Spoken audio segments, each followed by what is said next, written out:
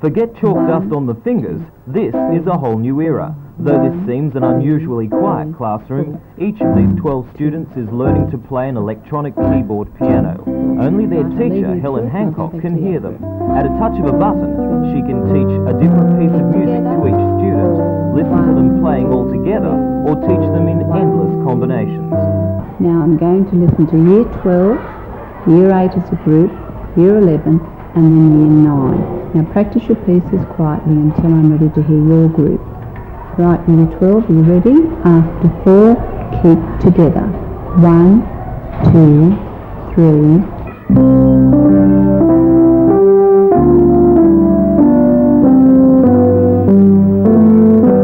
The Roland's Keyboard Laboratory will soon be teaching more than 300 students a week. Although it cost $8,000 to buy, Mrs. Hancock believes it was worth every cent. All these various combinations that you can have the students playing in, what's the advantage of that? Well, the students can be practicing by themselves. I can tune in and hear individual students so I can correct any mistakes. By playing in either 2s, 3s or 4s or any combination, they then learn to play together as a group. So they're learning that much more quickly? Oh yes, definitely. I mean, these children have only been learning for a week.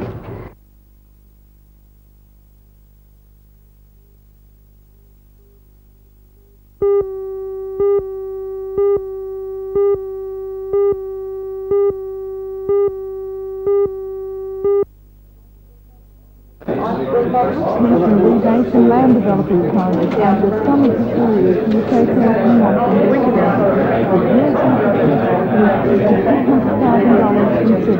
allowing you that something will come out of these studies to help this particular region. Well, the criteria that's laid down by the Federal Department of Local Government is that they allocate money, which is around $200,000 has been indicated to us, to carry out these studies, and of course it goes back to the old saying that you've got to do your homework and present a very strong case before you'll be favourably looked at with extra funding for the problems in the various areas within the Hunter region. Right. One of the association's aims is to give the region a stronger voice when dealing with the government, but there are two notable exceptions in its membership list. Newcastle and Lake Macquarie City Council have not joined the association.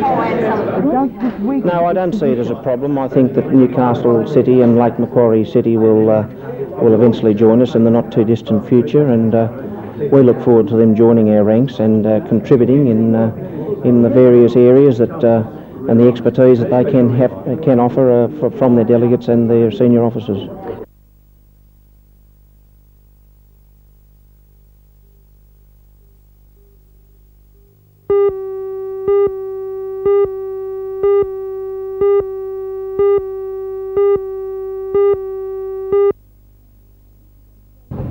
This is the first time the Art Express has been shown outside Sydney. The exhibition, which is being sponsored by the Newcastle Permanent Building Society, is on display on the 6th floor of the company's King Street headquarters. The imagination required for some of these works is extraordinary, and the diversity of the work is a little daunting, but nonetheless enjoyable. Ms. Lynn Wentham from the Newcastle Art Curriculum Development Committee says the exhibition will not only show the public the standard of the work done in schools, but will also show the students what can be achieved. For the students of Newcastle, it's extremely important. Never before have they had a chance of seeing such a varied exhibition. Previously, students from Newcastle, unless they travel to Sydney, have seen paintings and drawings and maybe photographs. But this exhibition has ceramics, fabrics, fibres, sculptures, jewellery, clothing. It has a very, very wide and varied selection, which gives them some idea of just what the standard is and just what they can encompass in their own artworks.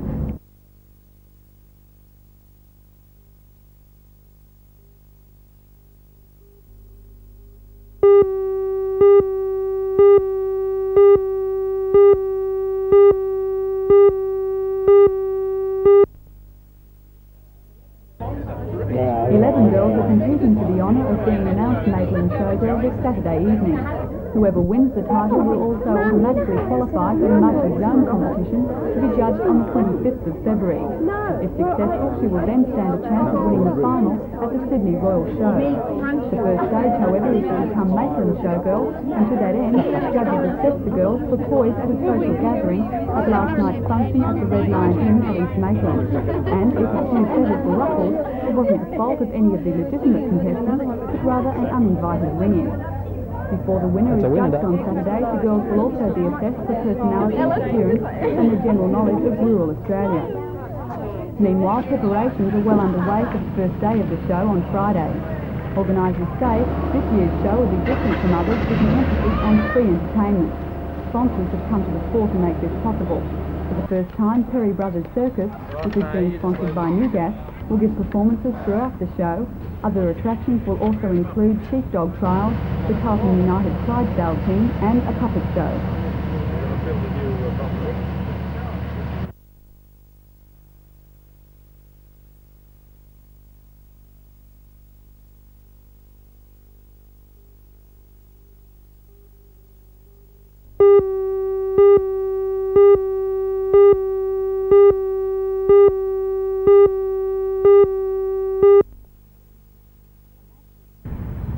A mass was held in St John's Church opposite the new library before the building was declared officially open. The library is sprinkled with blessed water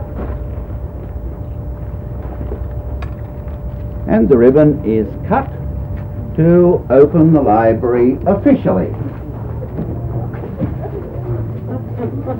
First time I've ever done it. Father Bernard Kennedy carried out this function after blessing the library and those who enter it. It's taken 18 months to transform the library, which is located on Terrace grounds, from a music room to a real estate. Led by trained librarian Lucy Lee, more than activities, about 1,000 books have so far been donated to churches. These range from Christian magazines to like Gone books. Father Kennedy believes the library will be a great service to the community and hopes to see the project expand.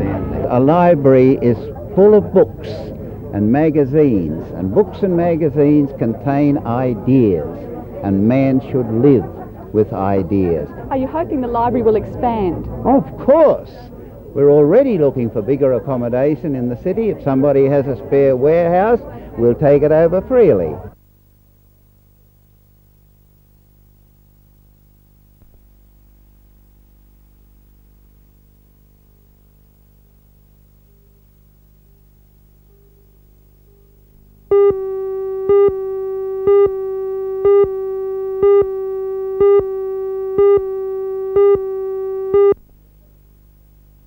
The effects of dust, The course has been limited to 35 students and has attracted people from a variety of different backgrounds. Some particulates in travelled the air. from What Gospel it does Muscle to to attend the last body. night's lecture Physiology, held at the Newcastle we try to College give of you. Advanced Education.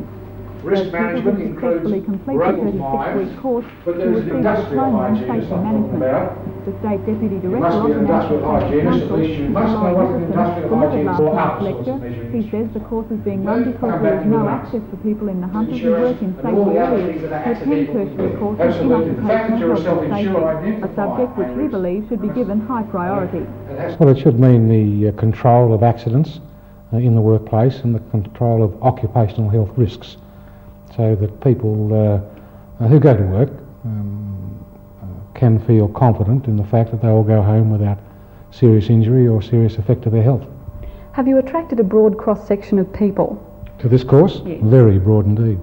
We were surprised at the breadth of the various disciplines and various industries that applied for the course. We have everybody from accountants to engineers and safety officers, occupational health nurses and many other disciplines in it from various industries such as coal mining, construction, hospitals, manufacturing, smelting, just about all the major industries around the valley.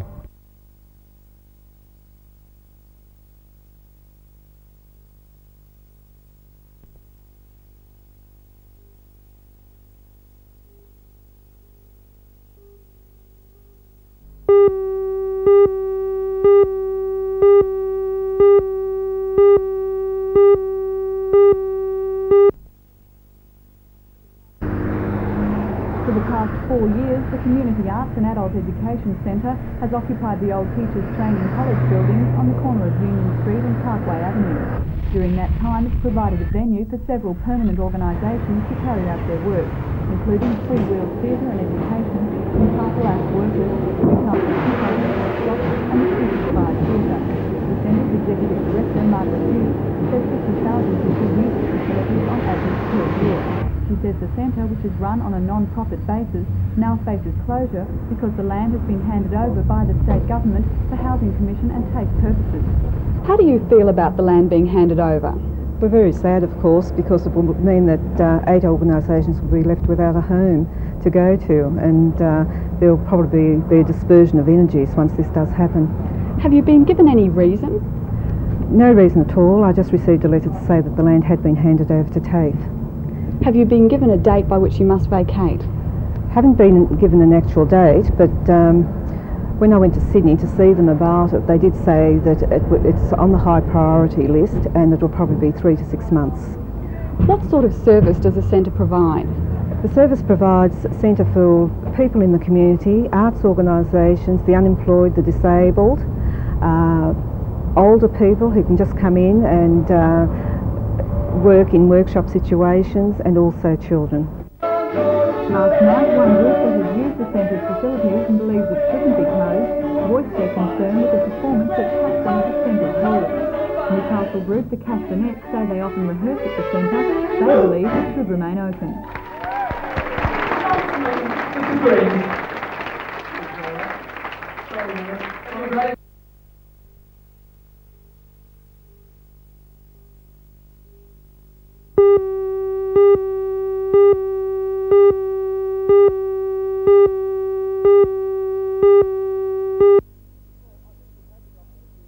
Well, I think we have adopted a few too many Americanisms, as you say, but I think Valentine's Day is perhaps one of the good ones because it does get people together and it is in a sense of love and friendship.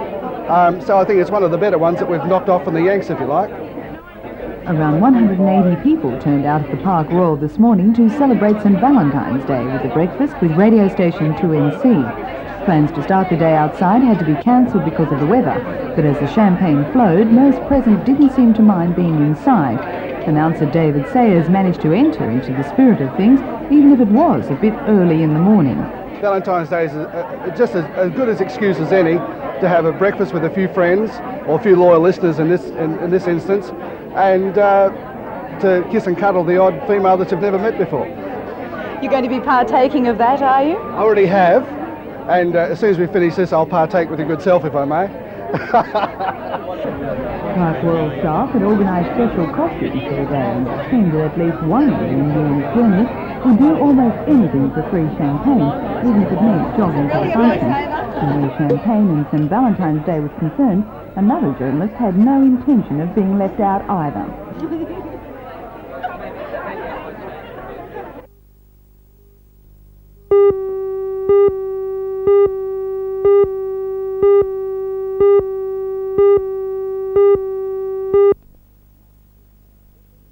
That another supermarket. The seating for 780 people provided at the Police Boys Club Hall proved inadequate. In The response to a call from the Nelson Bay Chamber of Commerce for a public meeting proved overwhelming. At least 1,000 people attended, making it the largest meeting to be held in the Shire. And while not everyone was against the Council's Salamander project or proposed rezoning of the Nelson Bay Business District, the majority demonstrated their growing concern and support for the Chamber of Commerce, which has come out in opposition to the Port Stephens Shire Council.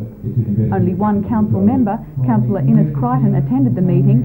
Councillor Crichton has consistently opposed both Salamander and the proposed rezoning. Councillor Crichton said he had detected an apparent anomaly in the council's draft rezoning plans, which are on display at the Nelson Bay Library. He said the plan which is now in the library is not the same as the plan he viewed last Friday. Councillor Crichton said he has a copy of the first plan and that he's attempted to take the issue up with Acting Shire President, Councillor Bruce Mackenzie, but with no result. Statements like Mr Crichton and the Steers of the Shire and also not in meeting with the Nelson after the Minister for Planning and the Environment, Mr past not to allow the rezoning and to call on the Minister for Local Government, Mr Stewart, to dismiss the council. A second motion was also passed requesting Mr Stewart to appoint an investigator to inquire into the actions of senior staff members, namely the Shire Clerk and the Town Planner, and to inquire into the actions of the Acting Shire President, Councillor Bruce Mackenzie, with respect to the Salamander project and associated developments. Chamber of Commerce President Mr Graham West said the meeting far exceeded his expectations. He said it proved beyond doubt it isn't only the Chamber of Commerce that's concerned with the Council's actions. For everyone that has said that the Chamber wasn't acting on behalf of the people, they are totally wrong. We have got the people behind us. Acting Shire President Councillor Bruce Mackenzie continues to maintain, however, that opposition to the project should be viewed with caution. I think the danger is for the people of Port Stephens Shire that not to be hoodwinked, because you know, they have to ask themselves the question, who's putting up the opposition and where it's coming from, and perhaps they might have vested interests. But we are looking at a long-term thing for the people of Port Stephens, and the question I like to ask is just to the people of Port Stephens, beware, because the people that are trying to knock it, they might be doing it for other motives.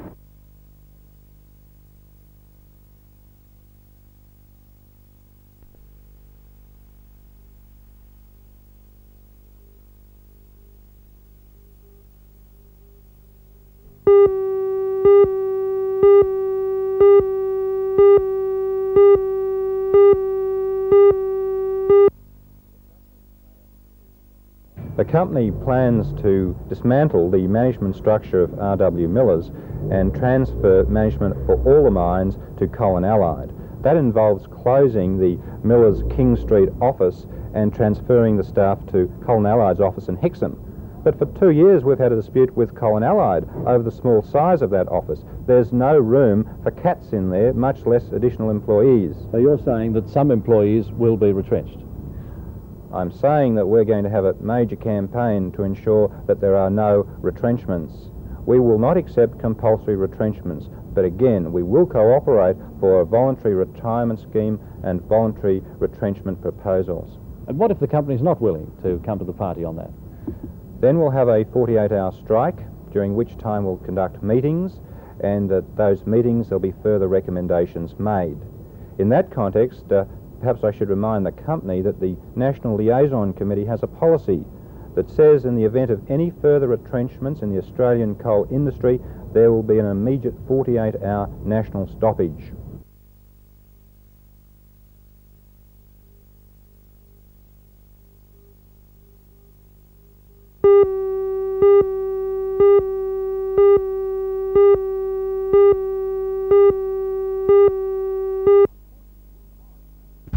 Unfortunately, tomorrow's match at Adamstown Oval won't be under lights as planned and will now start at 5:30 p.m. instead of 7. That's because the new $100,000 lights won't be up in time. However, there's little doubt Rosebud United want to start the soccer season on the best possible footing. Evident today with Club Secretary Pat Clark and helpers putting their backs into preparing the ground, under the visiting eye of State Member for Charlestown, Richard Bates. Mr Clark is disappointed, though, that the planned night game won't go ahead because of what he alleges has been Newcastle City Council's indecision on the light pole on-off situation. Well, the main reason was because of the poles were built to withstand a wind velocity ratio of 44 metres per second. Newcastle requirements are, and we weren't aware of this at the time they were built, they advised us this at a later stage, their requirements are 49 metres per second. I see. So given that, now we've got the game starting at 5:30, it's going to go ahead as a big and perhaps as a spectacular as originally planned? Well, we would, the Prime Minister's Cup is always a big one for us. We would love to win the Cup back. At the present time we don't hold it. Newcastle Rosebud United, since its inception, playing for cups, have not been defeated. We hope to make this one another one to our mantelpiece.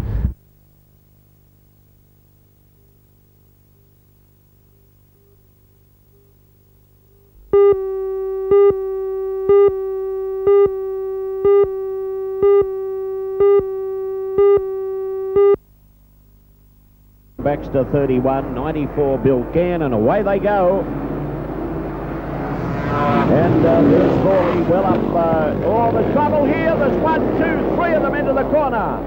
Yes, there's 3 of them into the corner there. And in second place at the moment, we've got Peter Lowry. In third place, we've got Stephen. And 1 over. Cole Pogson is over. Really over. Pogson's over, and Chris Mell in the 55.